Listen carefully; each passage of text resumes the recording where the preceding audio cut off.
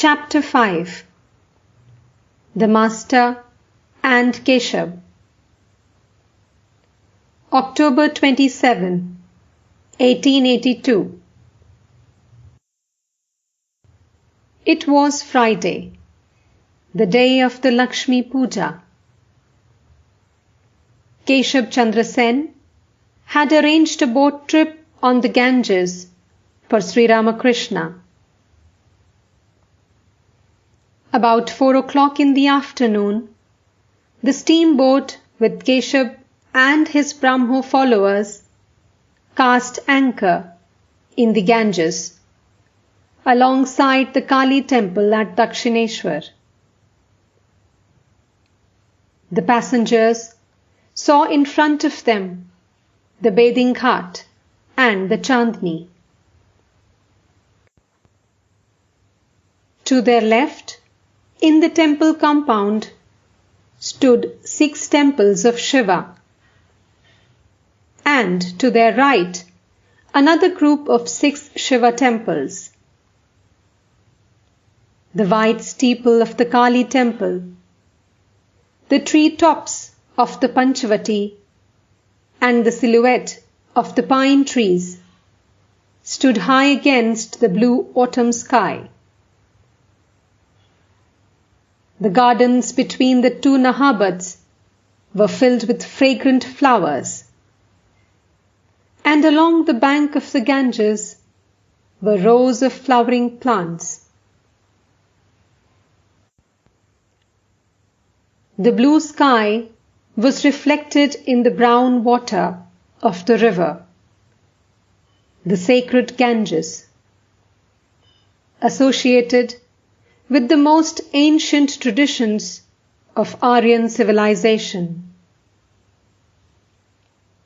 The outer world appeared soft and serene, and the hearts of the Brahmo devotees were filled with peace. Sri Ramakrishna was in his room, talking with Vijay and Haralal. Some disciples of Keshab entered. Bowing before the master, they said to him, "Sir, the steamer has arrived. Keshab Babu has asked us to take you there." A small boat was to carry the master to the steamer. No sooner did he get into the boat than he lost outer consciousness in Samadhi. Vijay was with him. M was among the passengers. As the boat came alongside the steamer, all rushed to the railing to have a view of Sri Ramakrishna. Keshab became anxious to get him safely on board. With great difficulty, the master was brought back to consciousness of the world and taken to a cabin in the steamer. Still in an abstracted mood, he walked mechanically, leaning on a devotee for support. Keshab and the others bowed before him, but he was not aware of them. Inside the cabin, there were a few chairs and a table. He was made to sit on one of the chairs, Keshab and Vijay occupying 2 others. Some devotees were also seated, most of them on the floor, while many others had to stand outside. They peered eagerly through the door and windows. Sri Ramakrishna again went into deep samadhi and became totally unconscious of the outer world. As the air in the room was stuffy because of the crowd of people, Keshab opened the windows.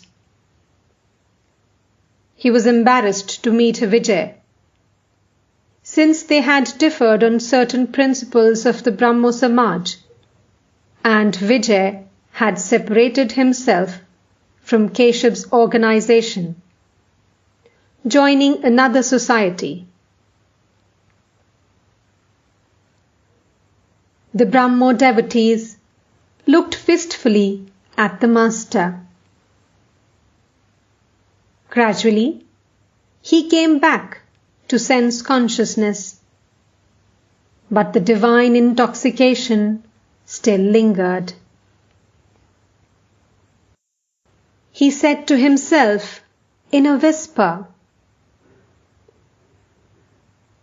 "Mother, why have you brought me here? They are hedged around and not free. Can I free them?"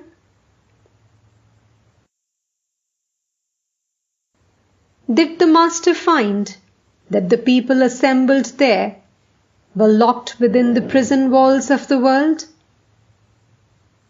Did their helplessness make the master address these words to the Divine Mother